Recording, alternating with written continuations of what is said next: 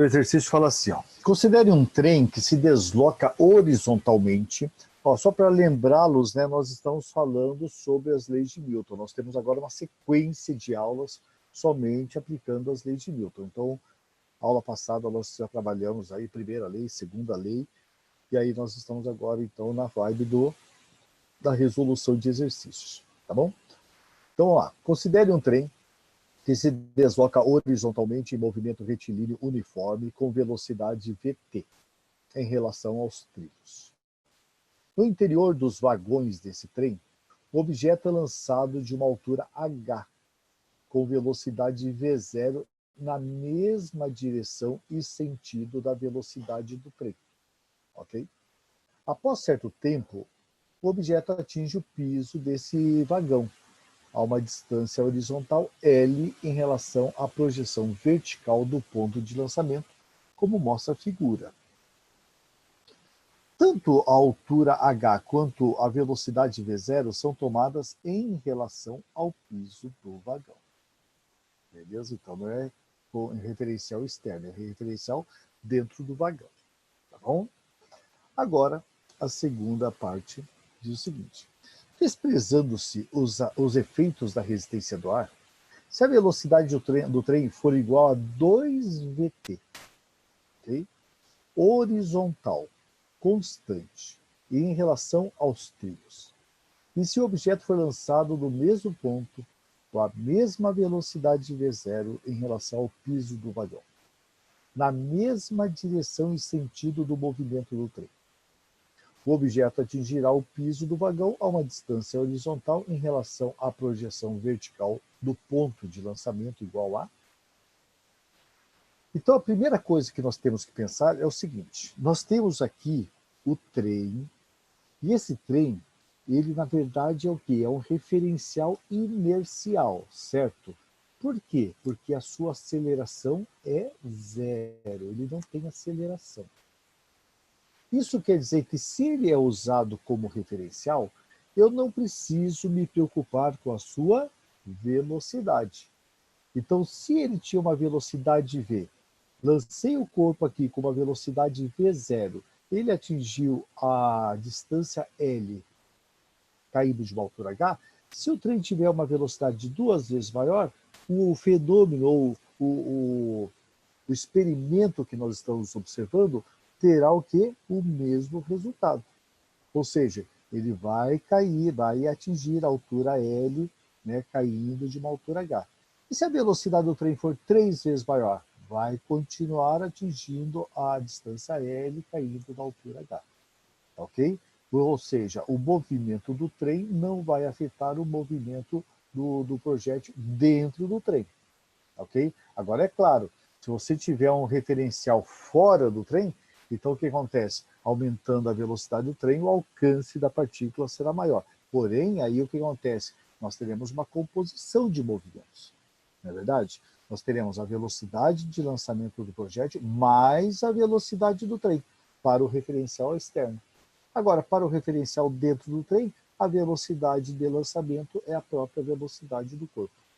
Tá certo? Beleza? Então ele vai continuar atingindo a altura L. Então, exercício 3, resposta letra C. Tá? Muito bem, vamos para o exercício 4. Olha lá. Um trem está se movendo sobre trilhos retilíneos e horizontais para a direita, com movimento uniforme. Isso aqui é importante, gente. Dá uma olhadinha, grife aí na sua apostila. Qual é o tipo de movimento? Uniforme. Tá ok? Em trilhos retilíneos. Então, o que eu posso dizer? Ele está no movimento retilíneo e uniforme. Toda vez que você ouvir isso aqui, ó, movimento retilíneo e uniforme, o que você tem que pensar? Primeira lei de Newton. Força resultante igual a zero. Ok? Fixo ao piso horizontal de um dos vagões, há um plano inclinado sobre o qual se encontra um bloco em repouso em relação ao vagão. Então está lá sentido o movimento do vagão em relação à estrada, tá? Dos 5 segmentos orientados desenhados na figura, aquele que pode representar a força vertical pelo plano inclinado sobre o bloco é... Observe, o corpo aqui, ó, esse bloco, ele está sujeito a pelo menos duas forças. Isso nós já observamos, né? Uma força é aquela que puxa esse bloco para baixo. Que força que é essa? Vamos pegar aqui, vou desenhar a força-peso, né? Força-peso, tá aqui, ó. Força-peso puxa esse bloco para baixo. Beleza? E aí, o que nós vamos observar? Se o plano inclinado está empurrando esse corpo, você vai observar que a força resultante tem que ser zero. Então, a força que esse plano inclinado aqui, ó, esse plano inclinado vai exercer, tem que ser uma força que anule o peso. Isso quer dizer que eu preciso de uma força que seja o quê? Vertical para cima, contrária ao peso.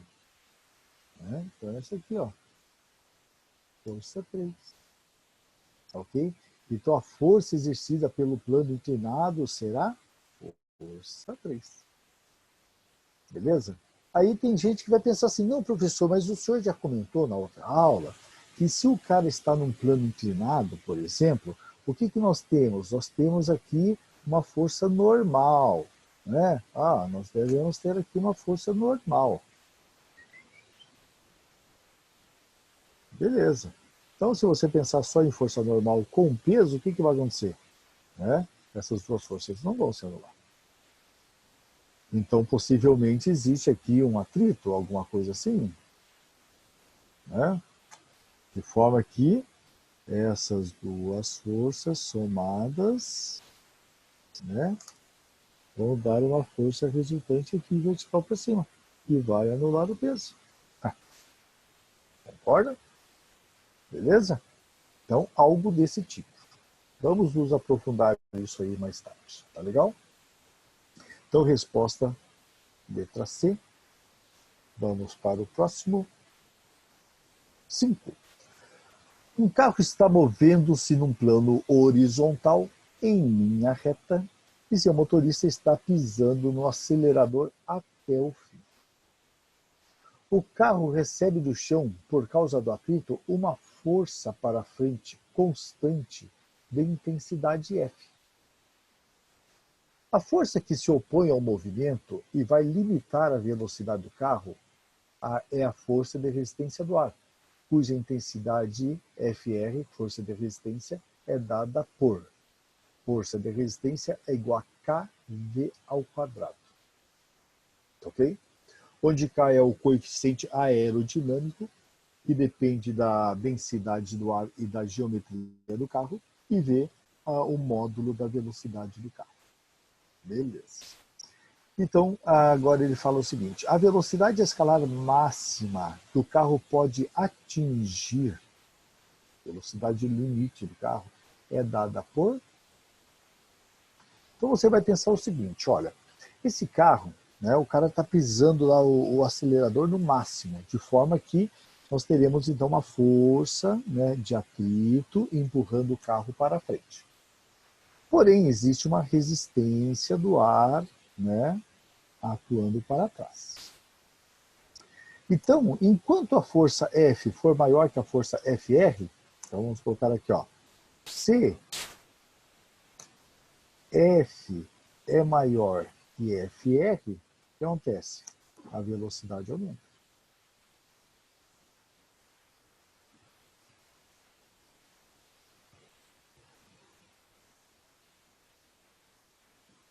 Só que detalhe, se a velocidade aumenta, ó, aqui, ó, se a velocidade aumenta, a força resultante aumenta. Aliás, a força de resistência aumenta. Então vai chegar um momento que nós teremos uma velocidade tal que a força de resistência será igual à força F. Então, para uma determinada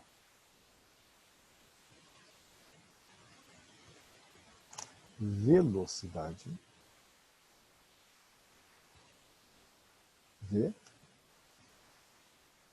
Fr é igual a F. E aí temos velocidade máxima. Ok? Então, quando é que nós teríamos a velocidade máxima? Quer dizer, ela não aumenta mais, quando a força de resistência for igual à força F. Então, vamos lá, ó, vamos colocar aqui, vamos fazer aqui. Aqui. Vamos lá. Se a força de resistência é igual à força F, força de resistência é kV ao quadrado. Então, kV ao quadrado, V máximo, é igual a F. Então, V máximo ao quadrado é F sobre K.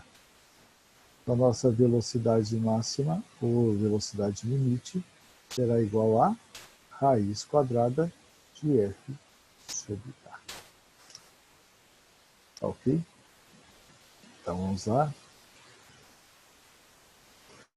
Nossa respostinha, letra C.